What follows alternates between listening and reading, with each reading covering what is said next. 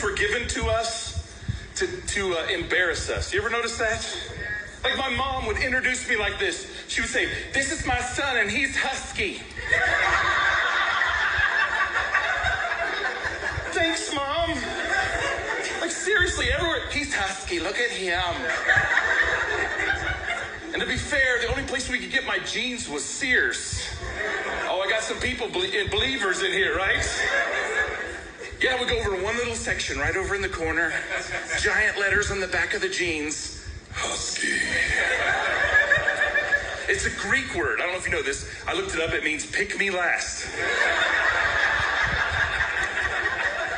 And they did, I'm telling you.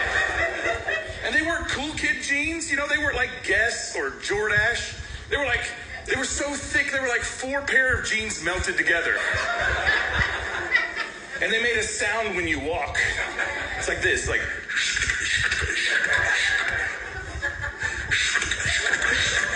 Terrible for hide and go seek.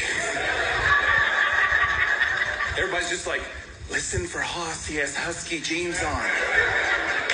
I think you can hear him sweat."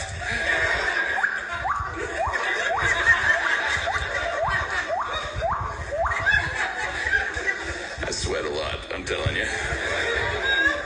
My mom has a lot of sayings, and maybe you can finish these. Like, "You're getting on my last nerve." That's right. I always say, like, "Why didn't you tell me 3 nerves ago? I'd have slowed down." Right? And then got dessert. Sorry, just at my house, okay?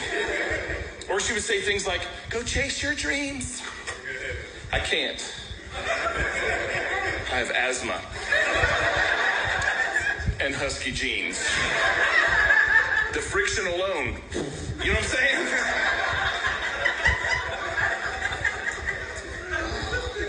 She would say this to me sometimes. She would say, "Go to your room until you learn how to act." I'd be like, "Okay." Come out a few minutes later.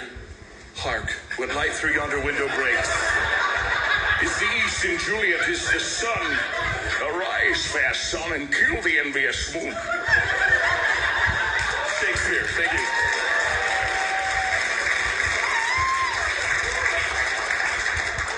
Romeo sounded like Sean Connery there for a minute. "I see you." You know, or my favorite, she would say, "You can't go swim until 30 minutes after you eat." I never learned to swim.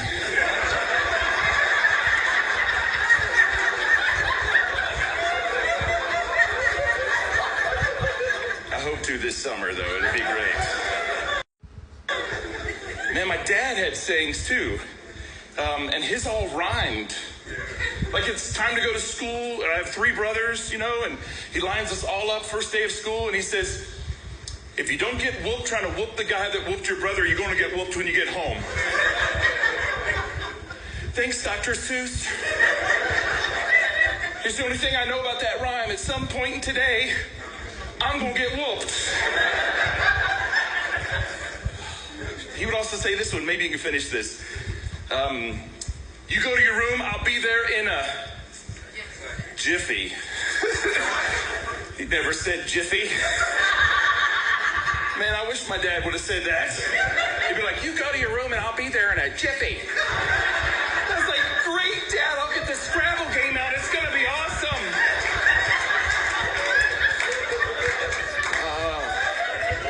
It's like, "You go to your room, I'll be there in a minute." Okay. Somebody said second, but my dad wasn't that quick, okay? Or you'd say things like, "If you don't stop crying, I'll give you away." I guess giving you away is something to cry about. Different dads, I guess. I get it. I used to get in trouble all the time, though. My dad's a minister, and you know, I'd find the idea box at the church, the lost and found. And I'd be lost in my own little world. I'd find that little metal flashlight from the 60s. And I'd all of a sudden be in Star Wars world.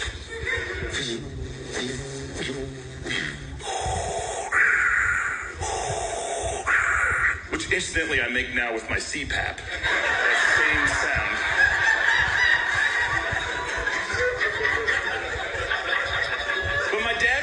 me across the room at church. And if you're a parent, you've learned this trick. Yell at your kids without saying a single word. Have you done this? Yeah, my dad be like this.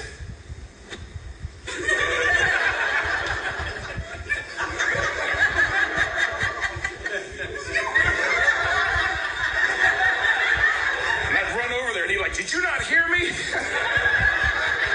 No. Then he'd say something silly like, don't make me count to 3. And then I say, why? Because you can't get there?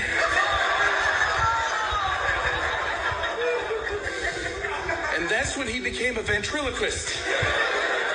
Before, no noise came out. Now, noise, no mouth movement.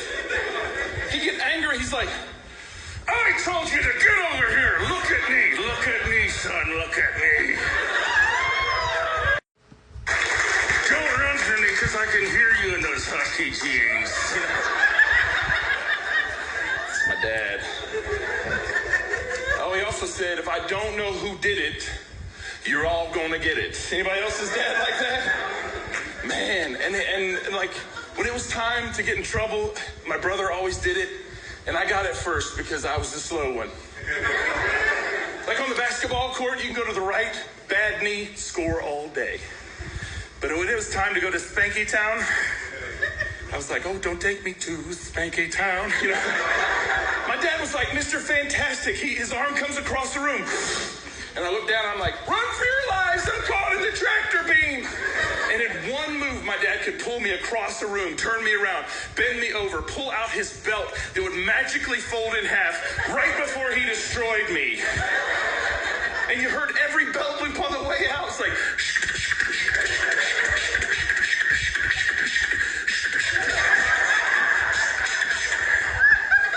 he was husky too, you know what I'm saying? Our mom would spank us, but it's the weirdest thing. She could conjure up my dad's belt out of thin air. She would just look at you and reach behind her back. I can just imagine my dad's at the church office and he goes, where'd my belt go? I guess one of them did it. I hope they all get it. Yeah.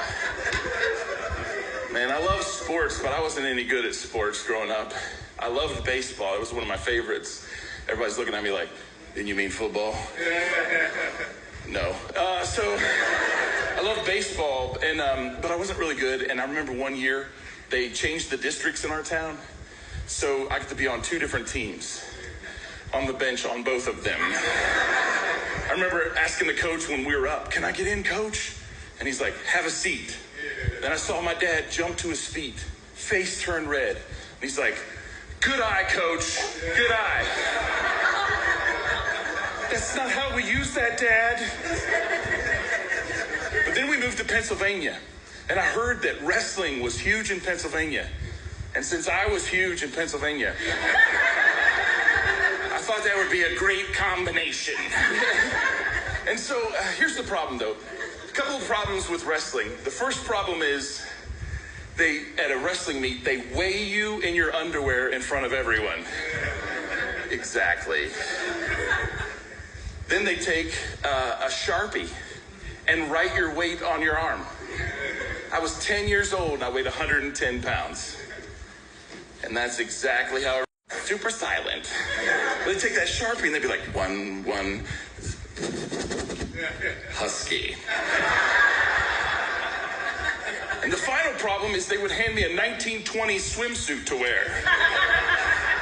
They call it a singlet.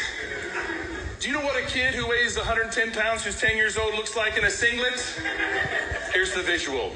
Go to your refrigerator, grab a can of biscuits, pull back the paper, husky. You know what I'm saying?